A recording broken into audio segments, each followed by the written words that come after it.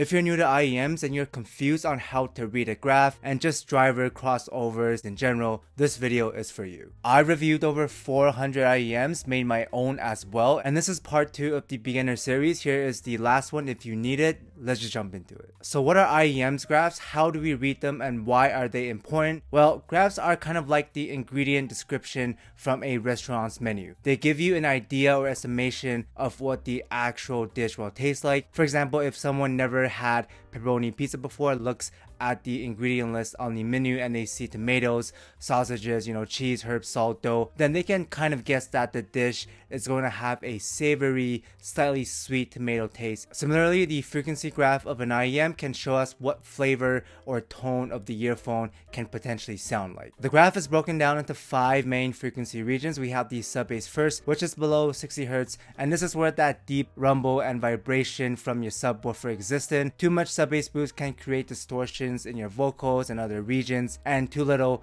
can result in a lack of bass texture. Then after that, from 60 to 250 Hz, we have the main bass region. And this is where the drum notes, your kick drums, your snares, as well as your bass guitars are in, and where you get that feeling of slam, impact, and the deeper tone, the lower registrations of the male vocals and vibrations. It's also where the feeling of quote-unquote speed and decay is affected from the drums and the bass notes. Too much mid-bass will make the beat feel quote-unquote slower and less snappy, less quick in the impact, and too little will make the drums sound hollow and overly light. Next, from 250 to 500 Hz, we have the lower mid-range region. This is where a lot of the woodwinds, your acoustic and electric guitars are. You got your violas, your cellos, your saxophones, and most importantly, here is where we get that feeling of fullness and weight behind the vocals, which means too much lower mids can create a sense of bloat and muddiness in the sound, hurting the separation, whereas too little will make the lower notes sound overly thin when it comes to the vocals and instruments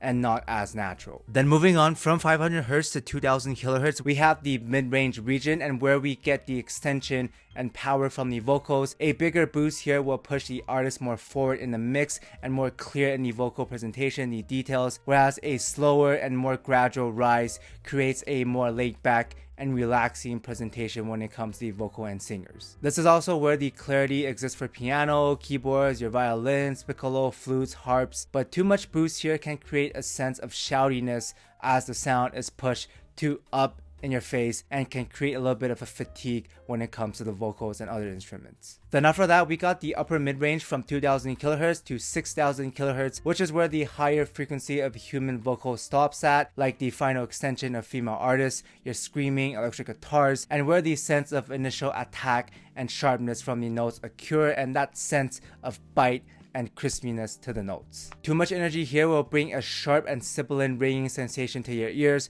which causes hearing fatigue and decreases the amount of time you can listen to the IEM, but not enough can make the sound, a bit veiled, lacking in the smaller details and that goosebump feeling when it comes to the end notes. And finally, we have the treble region from 6000 kHz and onwards, where the sense of air and space happens, that sizzle and extension from cymbal crashes. You got your high-pitched pianos, your violin notes, your higher pitch frequency synths, and the area where most refer to when they say something is bright sounding. Too much treble can create an unnatural and overly bright and soft tonality, which can also create a sizzling sensation that's fatiguing to listen to for a prolonged period of time. But not enough treble can hide away these smaller details and narrowing the sense of space and air, the decay in cymbals, making things feel darker and less quote-unquote high fidelity. However, the most important thing is not the amount of boost in a particular region alone, but rather how that boosted region correlates and balances out to the other regions on the graph. For example, when you draw a line across the vocal and bass point of the Supermix 4 graph, both are at the same level, meaning the bass amount matches the vocal amount. It creates that balanced sound since both regions are at a similar distance in the stage. In the mix, nothing is popping out or getting boosted more than the other. Another example of this would be the HARMAN 2019 target, which was the baseline and reference target for a lot of the earlier balanced IEM, until we realized it doesn't actually sound as good as we thought. And this is mainly because the tamer mid-bass and the more forward vocals on the HARMAN 2019 Target not only creates a thinner no wave because there's just less fullness, less bass when it comes to the low end, but also the extra boost when it comes to the vocal, the upper mids 2 to 3K area alongside the tamer bass makes the vocals stand out even more than normal and too much, and becomes a little bit too shouty. This is why the SuperMix 4 and the Truthier Nova added more low end and decreased the vocal gain to fix those issues, and now are the go-to IEMs if you want a reference for a balanced and all-rounded sound, or basically a better version of HARMAN 2019. On the other hand, there are also other IEMs like the Estrella, which has more treble extension than HARMAN, and if you just look at the treble alone on the graph,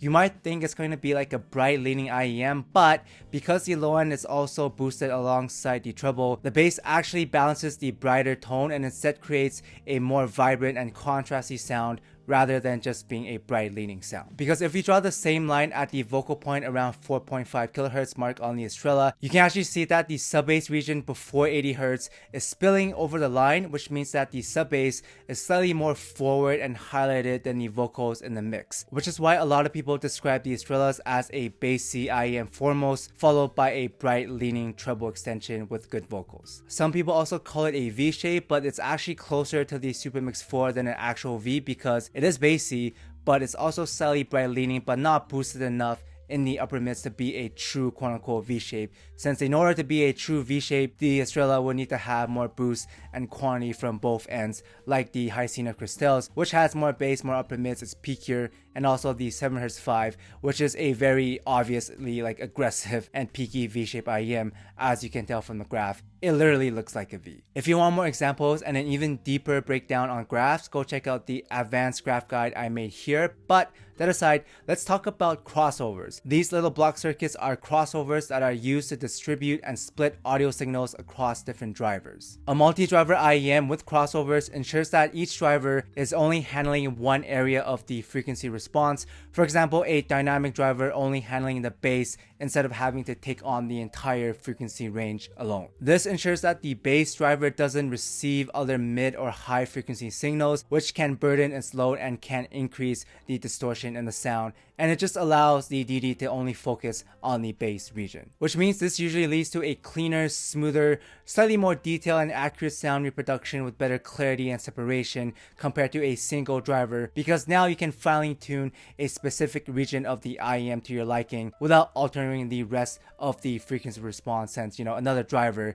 is taking care of that other region. Using a car analogy, think of the crossovers as a turbo in a car that's handling a specific gear, or RPM range that the engine would otherwise have to do on its own. But since the turbo is doing that range now, the engine can save and transfer its energy to another gear, which gives the car more overall performance. You can pick out a good crossover when it smoothly transitions from one region to another. There should be minimal overlap and should basically be a straight line linking across two drivers together, whereas a poorly implemented crossover can feel jarring and unnatural since you can hear the audible dips and cuts between each crossover transition. For example, here is a crossover that died in one of my IEMs, or a bad one. There is a cancellation and removal of the lower mids, in addition of extra energy in the bass and more distortion and peaks when it comes to the mids and the treble, as evident from the graph, which basically just means it doesn't sound too good. Basically, each driver already has a certain audio frequency pre-baked inside of the driver out of factory from the manufacturer, and the tuner's job is essentially to cut off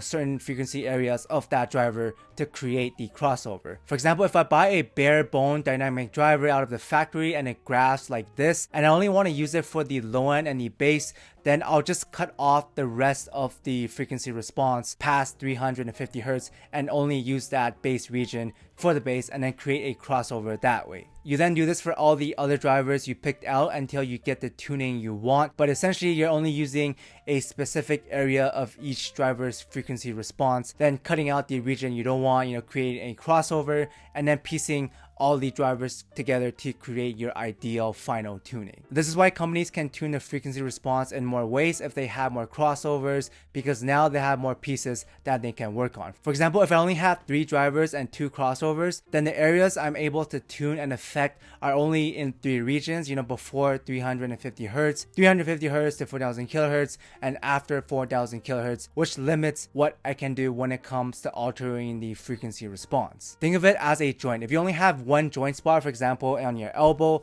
then you can only affect your forearm and your arm over here. But if you have 2 joints, like for example your wrist and also your elbow, you can affect your hands, your forearm, your hands, and then your arm as well. So it essentially gives you more flexibility and tuning potential the more crossovers you have. Then lastly, after piecing the crossovers together, the tuner then uses tubes and filters to adjust the final last bit of the frequency response. A good example of this would be kind of placing filters near the nozzle to tame the upper mids. Now, as to the numbers of crossovers you should have, a good amount in my opinion is 3, one around 350 Hz to link the bass to the lower mids, another one around 2 to 3K to link the mids to the upper mids, and then the last one at 6000 to 8000 kHz. Sometimes even 1 or 2 crossovers are enough depending on the sound that you're trying to go for. For example, if you want a bass head sound and you don't care about the other regions too much, you can just have one crossover at around 60 to 80 Hz, in the sub bass region, or you can have like 2, another one around 500 to cross over the mid bass and the lower mids. You could also use more crossovers if you have a specific tuning or like a graph target that you want to try to hit or try to make. For example, the Subtonic Storm has 7 crossovers and 19 BAs, one of the best IEMs out there, but it is also $6,000, and the boost in performance is there, but there's also a huge diminishing returns when it comes to the more drivers and crossovers you use. Personally, I think the sweet spot is around 3 to 4 crossovers. You get enough to cover pretty much all the other regions, and you don't have to pay exponentially more just to squeeze out a little bit more performance. But again, it's your money, your call. But that aside, I hope this guide was helpful. I know graphs and crossovers can get a little bit confusing, so I try to keep it as simple as I can. Again, if you need more examples, go check out the advanced graph guide in this video. But yeah, thanks for watching. If you want to add on to this video, feel free to comment down some tips below, and I'll see everyone in the next one. Special thanks to Mr. Dom Q, Zenu, B. Urak, Walker Standard, User, Sukasa, Guava Juice Bane, Polly J, Mr. Gorilla, CT Jax, Henry Claudia, Son of a Horse, 777ZK, PM The Wizard, Obi, Treble Extended, Matt Herc, TR8, Shembakle, FKSRG, Cousin Fat Fat, Tomat Pat Frashe, Gatwell, Addy, Michael, Trackstar, Raphael, Ori, Ryan, Juniper, Nadim, Chimika, Raj, Javir, Gelbog, Ocean, BC Knight, AK131, MN Gelato, Unbalance, Vitor, Tuna, JRX, Samuel, John Simon, Archie, Forrest, Ninja Watcher, The Audio, Brandon Fish, Sir Eisen, Ali Music, Alex, JPLA, Blue Runner, JJ, ATG, Furito, Geranium, Sean, Spinner, Gwizlo, Vlad, LSD, Connor, and Prala. Thank you guys so much for the support.